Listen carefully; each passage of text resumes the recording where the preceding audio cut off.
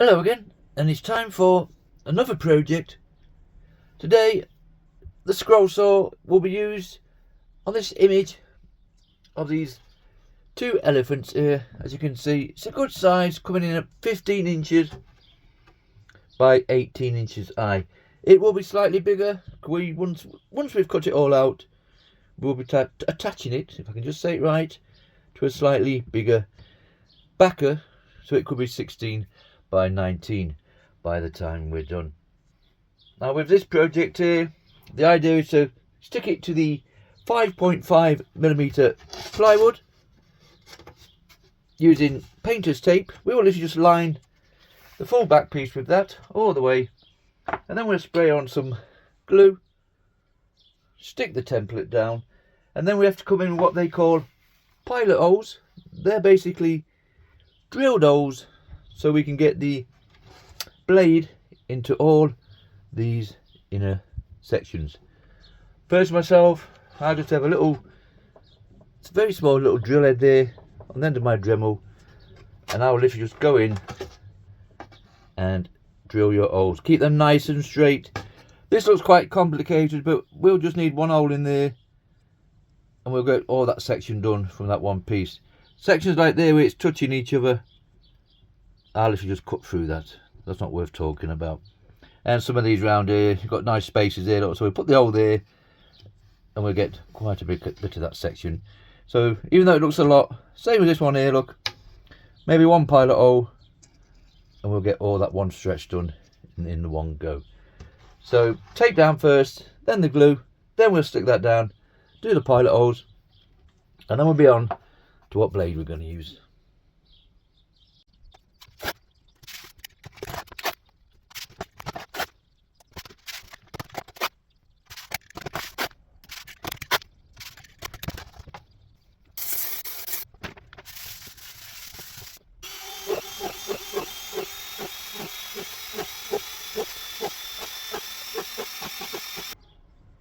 Right, so we've got the blue tape down, we sprayed our glue on, we've stuck our template down, and we've drilled, I would say, most of our little pilot holes there. I don't know if you can see those. I can guarantee there'll be a few that I've missed, but we can at least just keep the drill head on the Dremel piece here, and I'll just drill them as we go around. And when we spin it over, you can see all those little holes there, look. That's what we've got to do today. I normally just get a bit of sandpaper, and that just smooths that back end down. Right, we're ready to start cutting this one out. As always with your scroll saw patterns, do all the inner cuts first, all the delicate stuff. You might be tempted to come in, or remove this and remove this and move all the bigger sections, so it seems like you're getting on with the project. That just makes all this a bit too flimsy. Keep all your supports around the pattern itself until the last minute. Right, now for me, as always, you know it's coming, spiral blades for me. Now spiral blades are not for everybody. The teeth spiral the full length. They're ideal for projects like this. One, because we won't have to turn the wood at all, more or less.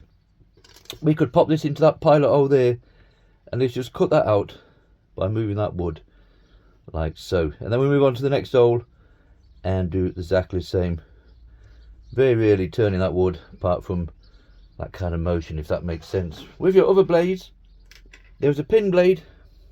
I think you will struggle with this today. They have a pin at both ends, and obviously because there's a small hole there, that blade will not fit in because those pins are in the way. Now you might get away with some of these bigger ones with a bigger hole, obviously, so it fits in, but when you're doing really thin areas like this, that is just not going to fit in there. So definitely not a pinned end blade project. And the other ones are the pinless ones. This is what all the professional guys use. Obviously with the straight blade, you would have put that in there, feed your wood in, and then turn that wood completely to cut down that section, and then turn it again completely to cut back down there and twist. There's a lot of twisting and turning. Some fantastic guys out there that do it. Unfortunately, I'm not one of those, so I just prefer the spiral blade. That is a Pegas number 5. We will be using a Pegas number 3, just slightly smaller. As I said before about your pilot holes, I've just noticed there, just by looking, we've missed out the 4 sections here. 1, 2, 3, 4. So I'll pop those holes in before we start cutting out. So let's pop our little Pegas number 3 spiral blade. Unfortunately, with my old Draper spirals are a pinless blade, I have to use these adapter clamps at the top and bottom, and they're just an Allen key that tightens that up. Loosen it, take your blade out, push it through your project, put that on, hook it onto the top, so it's a bit of a pain, shall we say, but you get used to what you have. So if you are going to purchase a scroll saw, purchase one that takes the pinless blades. Okay, right, we'll set this all up first to one of our inner cuts and basically start cutting this one out. Once it all cut out and stained and we decide what we're going to do, we'll find a backer. Depending on what it looks like, it might be a nice 12mm plywood. This is 5.5mm. Okay, let's start cutting this one out. Alright, you can see from that we fed the blade into our first pilot hole. Remember, with all your blades, smooth on the way down, rough on the way up. You take the tension of the blade, some of them at the top here, mine's at the back. You want a nice ping ping. So that's ready for cutting. If your blade does go in the wrong way, you also notice, because all the dust will get pulled up, and as you're cutting, the wood will be trying to jump up with it. So you know your blade's the wrong way around. So smooth on the way down, rough. That's with spirals, pinned or pinless. Right, nice and steady with this one, and then we'll speed things up, and then we'll see what it's like, and then we'll sort about the backer.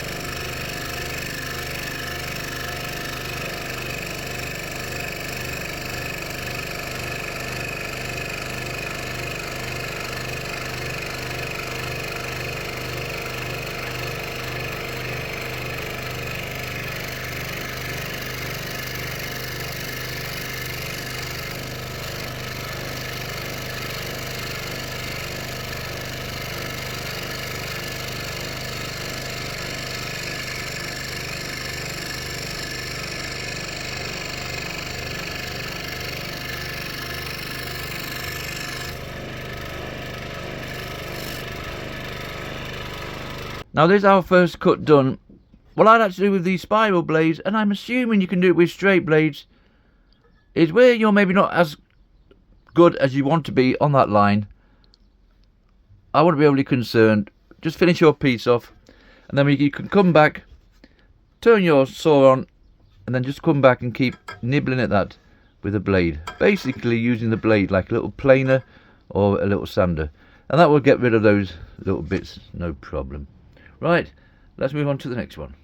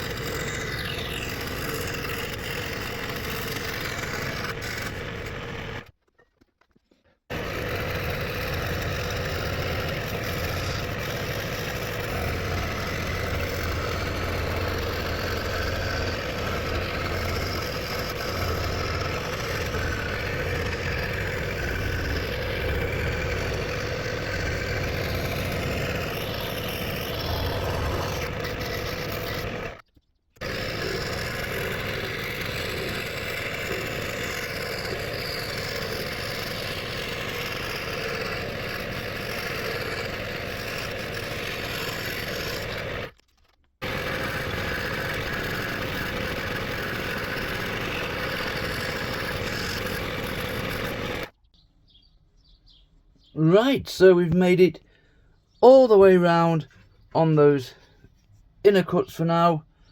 You can more or less just see from there, and we've had no issues. Everything is still intact.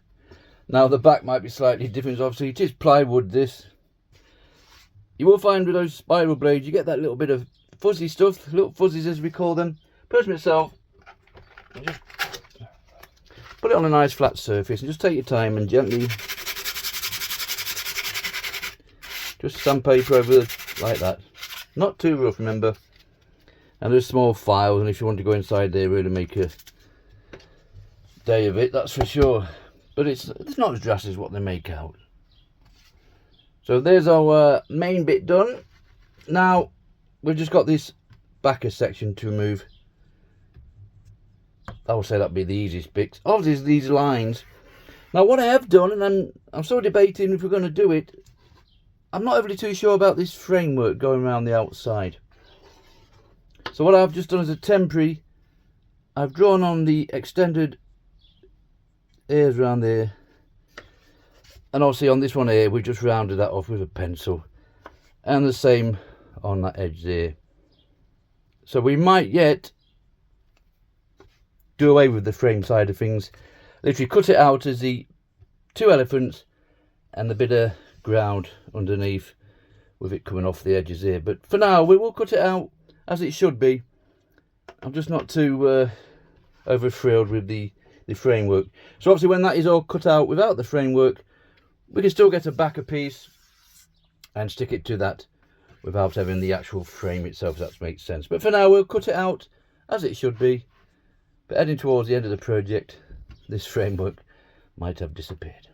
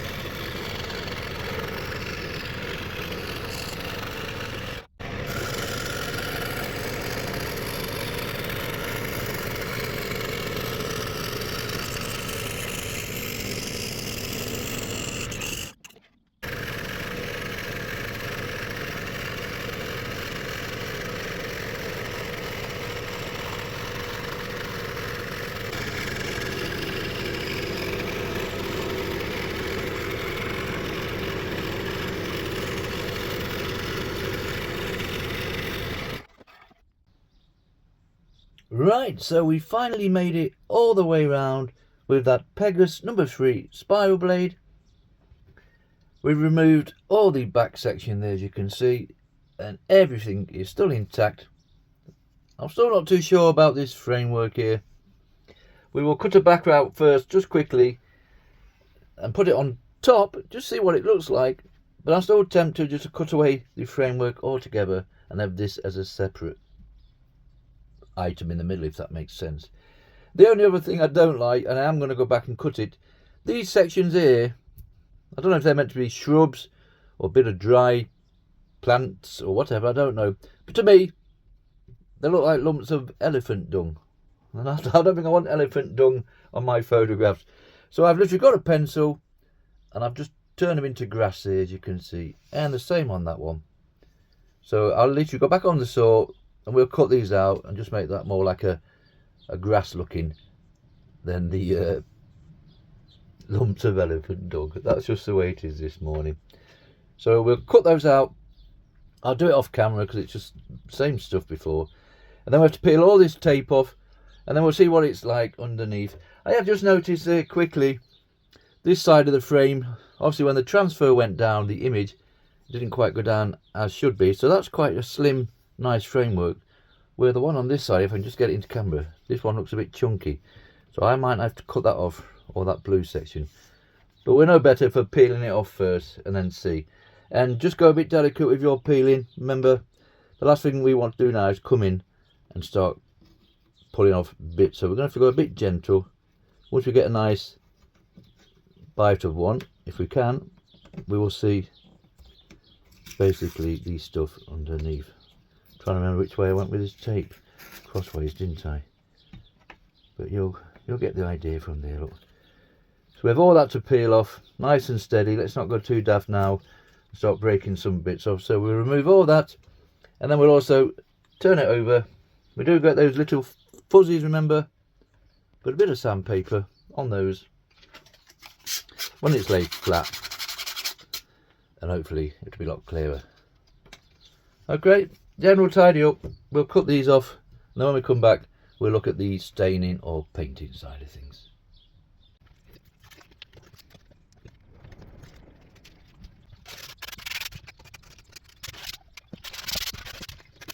So we've removed all the tape, we've given it a general sanding down, just to clear all those little fuzzies off the back there, well, most of them anyway.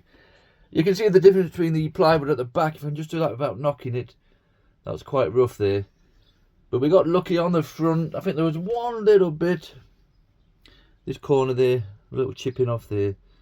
That won't affect us when we have these staining on, and there might be a couple of little bits. That's just plywood for you. There's different types out there, different quality. Right, I've had a meeting with myself, and I'm definitely going to cut this framework away. Only reason being is, if you look there, the thickness of that to the thickness of the one on that side, if I just put it sideways on, it's just not quite right. We must have gone off centre when we're sticking the template down. So I've literally gone around with a pencil again. So we're going to cut that off there. Same there. Notice we've got lovely grasses now, look.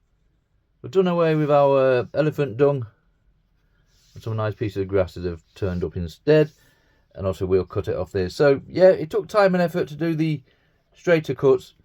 But personally myself, I think it will just do better without that framework. Just because this side is too big. And yes, you could measure that, mark it off there, and do your line up and cut it down to fit. But for me, I just think that would look better on a backer board without the frame around it. So I'll just cut this off quickly, and then when we come back, we can actually look into what kind of backer board we are going to put it on. Right, so we've cut the frame away. That took a matter of minutes, and it's done now, so there's no going back. And there's our overall shape. And while I was on, we got a bit of sandpaper and just slightly rounded off all those edges going along here as well. And we've removed, we'll say 90% of those little fluffies. You'll always find something, and you can get in there with your paper. There's little files, I'm sure. I have heard on certain groups, one guy used to use a blowtorch and burn them off. I personally wouldn't try that in a workshop. So please do not do that. So there's our overall shape now. Now originally I was going to put this onto a, we'll call it square, I mean 14B, 18, whatever, square backer. And then one time I was going to paint the red, orange and yellow sunset kind of thing behind. But I'm just going to keep this one fairly simple. Normally I would use 12mm plywood. I just don't have any. I could have gone with the same 5.5 for this one, but I found a bit of MDF. Now you've got to be careful with your MDFs. The dust side of things can be quite dangerous, so you want a proper mask on. It's only in the cutting process. Obviously once it's all been cut and sanded, you're good to go. Now I've managed to find this. This would come off the back of a wardrobe, so I would say it's a good maybe about 6mm thick. And I've worked out roughly, if we can get the right angle on this, obviously I will cut this down before we start showing you guys, I can just about squeeze it in there.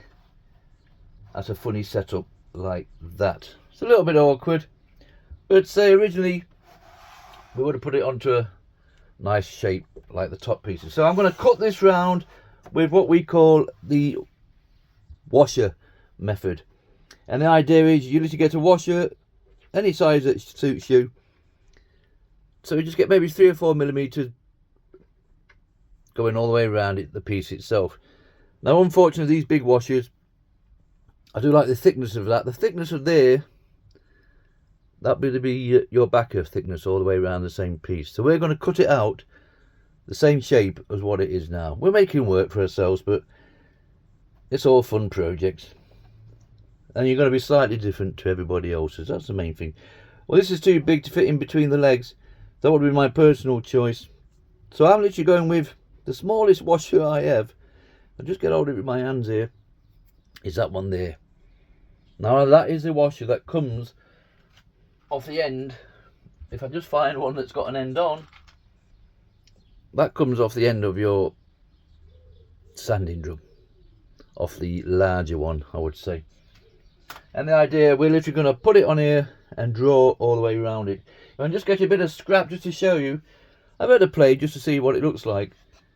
So imagine that's underneath there, and we will literally put that on there. We'll get our pencil, tape it down, secure it, and then we're literally just going to draw around it like so, all the way around, and it follows around fairly easy, and that will give us the nice backer shape that we require.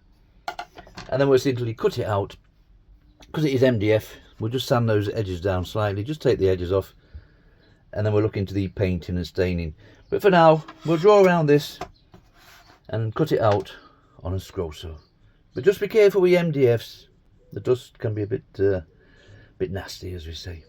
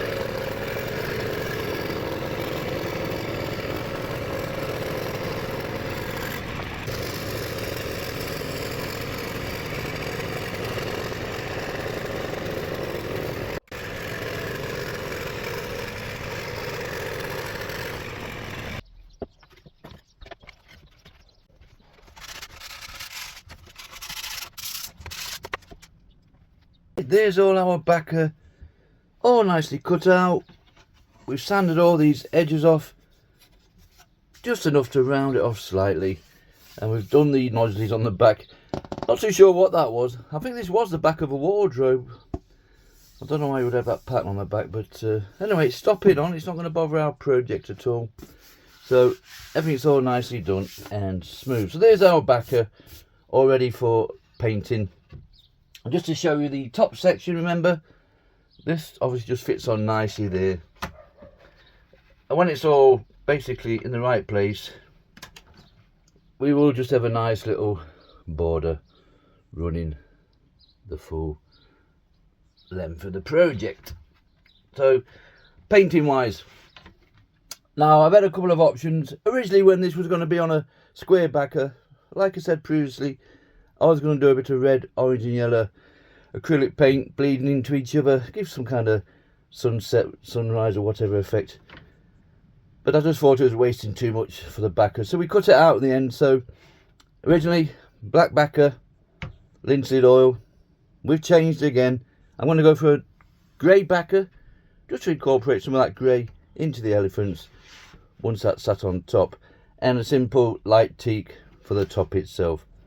So there's our light teak. The only reason why I want to use this dye stuff is, you imagine trying to paint inside all these spaces and all these gaps. Whereas your stain, you can just put it on and it soaks through pretty good in a fashion. Ideally, if you had a nice tray with plenty of this wood dye in, you could just submerge the full piece, bring it out, hang it out to dry. We don't have any of that in my little workshop. It will basically be put over a brush for the top section, and for the backer board itself, just painter's touch. There is enough black in here. This black has made an appearance in loads of my videos, and we are still going just about. And I'll mix a bit with that with the white to give us a grey backer, and then basically we'll glue it all down. You know that varnish is going to come. We'll spray it all nice varnish, and this project will be done. But before that, let's paint and stain these two pieces.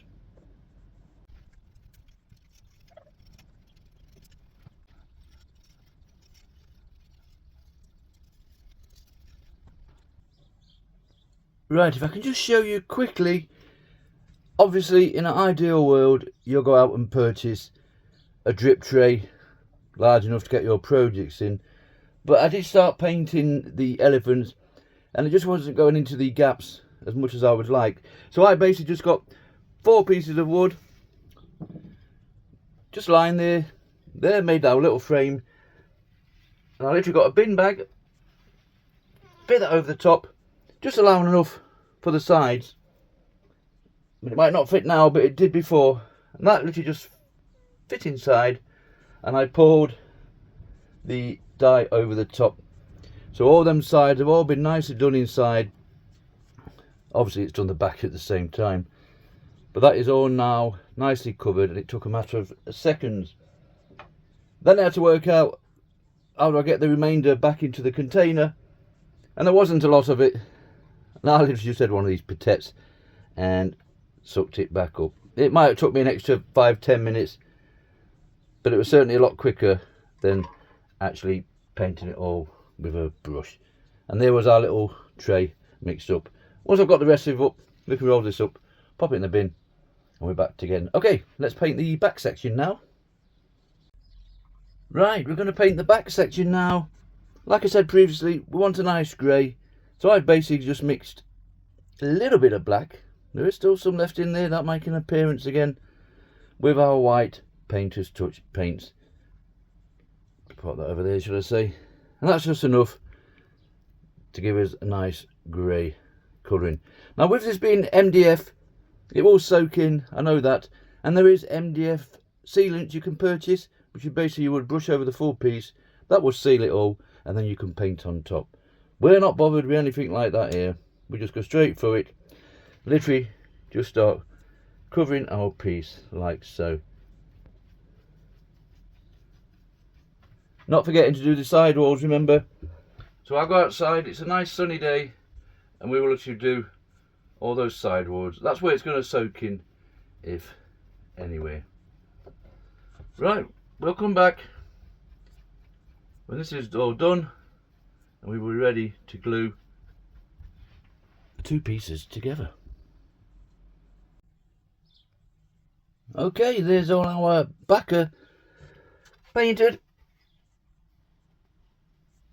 That's all finished with. Sometimes I paint the back. I just left it on this occasion. I have painted this before, but with that film on, it just doesn't seem to go too well. So we'll leave the back for today. So there's our backer piece all painted, and there's our top section. And that's all nicely in between all those. Remember, with that little drip tray. I will go out and purchase one eventually, and that will be glued down there. Something like that, and then we will be heading towards the finished project. Now for gluing wise, I just simply use any super glue that's going. It's 151 today, and I incorporate what's left of this bit of wood glue just in between. It just makes me feel better using both pieces. Right, we're literally just going to glue this all down now, making sure we get our same little that little margin, remember, that little lip all the way around the full piece. Glue that down nicely, and then we're going to come in with some spray just to give it a little bit of a shine. That will darken this pine down slightly, and then this little project will be finished. Let's just glue it down first.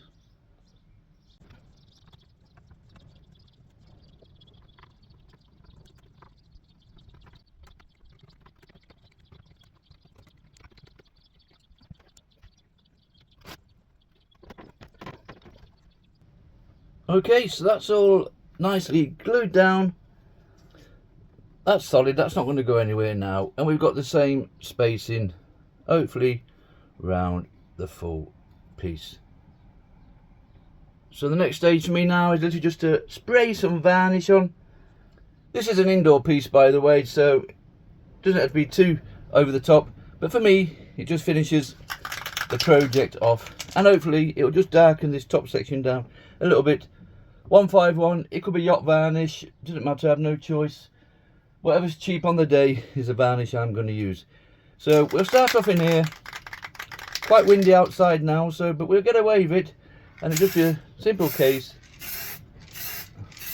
of doing 3 or 4 layers of this varnish. And we'll go outside just so I can get all the side walls as well. Let the first couple dry on, and then we'll come back and do a couple more layers. Right, that's it. This little project is finished. So we sprayed our 151 there, 3 or 4, 5 coats of that, and that's just enough for me. If you just see there, just gives it enough shine. And even the painted surface at the back will get the same treatment on the side bits there. For hanging purposes, I've literally just put a hook there. The hardest part was working out the balancing. You'll be tempted to go right to the middle of the head there. I just want to hang right. So what I tend to do is put the hanger on and put a bit of tape on there and just try it against the wall, and then you can move that over till you find where you want it, and that does hang nice and straight, even though the hanger itself is over here somewhere. So just bear that in mind when you start putting your hooks and hangers on. Just get that point of balance for the actual project itself. So that's it, we are done. So we cut out the plywood on the top, a 5.5mm plywood, using our Pegas number 3 spiral blade. That was just my choice of blade. A straight pinless blade would do this. You couldn't use a pin blade because some of these cuts, you just wouldn't get your blade into the pilot hole. So Pegas number 3 on that one for me. And then we came in with the same blade again, just to jump ahead of myself, and we cut out the 6mm MDF backer. That was no problem with that. And it's recycled, so it didn't cost anything. For me, free wood is definitely the best type of wood, be it MDF or not. And then once that was all cut out nicely, we rounded those edges off with a bit of sandpaper. And then for the top section, good old light teak in our homemade drip tray. We salvaged some more. We've got some left over there, so we didn't waste too much.